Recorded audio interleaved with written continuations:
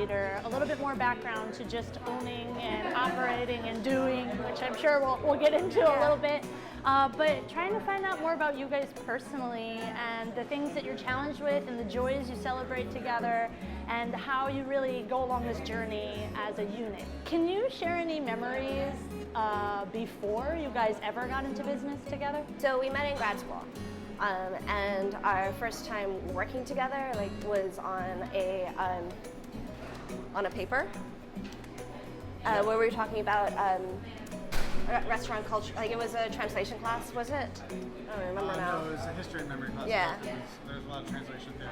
So we were in grad school for classics, for Latin and Greek. But every now and then you have a theory class mixed into your schedule. So we had this theory class, and we decided to pitch our paper as a joint paper, and we looked at restaurant culture at that time in Philadelphia.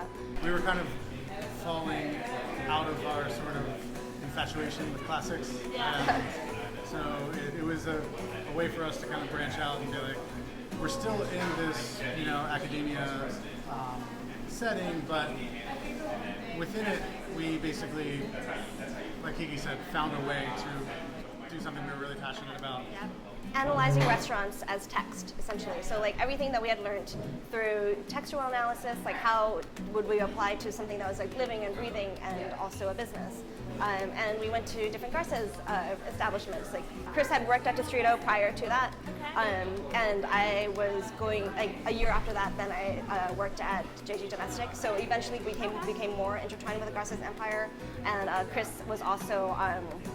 This was right before Chris was working on Guapos Tacos, Jose Garces' taco truck, and that sort of brought us into the food truck world, and that was when food trucks were just starting to take off in Philly. So it's we slowly moved toward this point where we started making food and leaving academia behind. When we tell people that we were academics before and then we opened a food truck, they're like, this doesn't make any sense. It seems like such a big career switch. It really wasn't a big career switch because there were so many stages that led us to that point. Yeah, incremental is a good way of putting it. And now we're also doing a lot of things that are still very, very academic. We're still researching, we're still writing, we're still we have a side project of cooking ancient Roman food. We're still presenting to students, and it doesn't feel like we've completely left that behind. But as we were going to leave it, that seemed like a really monumental decision that we almost couldn't make. Anybody starting a brand new business that you've never run yourself is there's a tremendous amount of difficulty that you run into right off the bat. I feel like starting a food truck, the most challenging times were the first couple months, and we've had similar experiences here with the restaurant where the very beginning is just it's so new, and you're trying to kind of navigate situations and problems and everything that you have not necessarily faced before. But maybe for you guys, what were some of the I don't want to say all of the sacrifices you've made, but what are maybe some stressors that are a very high priority for you right now that you're wow, on the top of the list, I could say this is our biggest stressor? Staff. Right now, there's some staff has presented us with new challenges, but I think for the entirety of our being in business, time has been a really big problem. Yeah. Just because there's just never enough of it. I mean, Kiki's family is not local. She has family in Hawaii and family in Hong Kong. My family is local, but I rarely see them, and it's so there's always this kind of push and pull about trying to do things around my siblings have more relaxed schedules, so I'm trying to do things around that. So that is always a problem, and also just finding balance with time is a challenge. Is there anything that becomes a trickle-down effect for you guys in your personal life? In the restaurant, I don't think we've entirely figured out yet. We just opened just over 2 months ago, so we haven't figured out our schedule. With the food truck, it was I think it's easier for us to wrap our heads around that. trucking had a season. Like we would go from end of March through like end of November.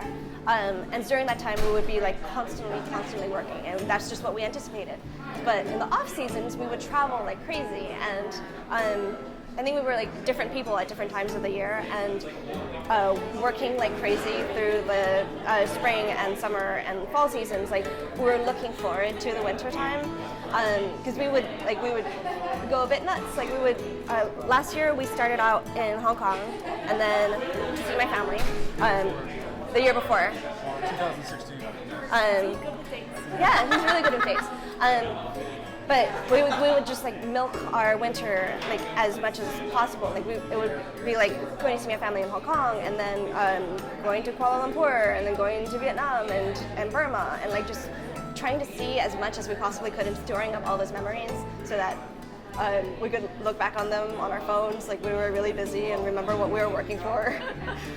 So why don't you tell me why you exhaust yourselves so much to do something? Like what's the purpose in it for you guys? I don't know. It's a good question. Yeah. No idea. Sometimes we ask ourselves that question. Yeah, I mean, like sometimes like every day. Initially, it was to bring Hawaiian food here because we, Kiki's from Hawaii. She has family in Hawaii. Grew up for part of her life in Hawaii, and like have Hawaiian food have a presence in Philadelphia. But Hawaiian-ish food because they're Hawaiian-ish poi food, dog. sure. So Yeah. poi dog means mixed breed or mutt, and so our version of Hawaiian food is extremely. It's more like Hawaii food and not Hawaiian. Like in Hawaii, we would call it local food. You wouldn't be human if you didn't question sometimes the intensity of how much you commit and what you sacrifice. I think that's a very humanizing element. We're not machines, like we can push ourselves to every extreme and we will test the limits that your body, anyone's body can handle. But I feel that the human part is to be like, you sometimes have that doubt of, gosh, what did I do again? We can do creative things. We have the opportunity to meet really interesting people like you. We have the opportunity to like guide people, which is I think part of the reason why we were in academia, to make people think. We can do that here. Our subject matter is different and our methods are different, but like we can help people, like whether it's staff or customers, like we can try and hopefully succeed to help people think. So you think about something that's beyond their worldview, a part of the world that maybe they didn't think of. And for our staff, like how to be better, cleaner, faster, like more efficient. And I feel like I learned those, like many lessons like that working in other restaurants, and I feel like that made me a better person, like overall, not just a better worker. You get out of something when you put into it, and I think that's something that we take very seriously. And so when we think about things that are happening with this business or the food truck before it, it was always, I want whatever we're doing to be the best thing that we can possibly do, and if we're aware that there's something that we can be doing better, then that in and of itself, or just maintaining the standards that we've already agreed that we need to keep, that in and of itself is a reason to get out of bed at 5:30 in the morning, and like go do what you got to do, and stay here till 10:30 or 11 if we need to. Yeah. I'm Chris Baca. And I'm Kiki Aranita. We own Poi Dog Philly, which started off as a food truck and is now a restaurant in Rittenhouse as well. You can follow us on Facebook, Twitter, and Instagram. It's at Poi Dog Philly.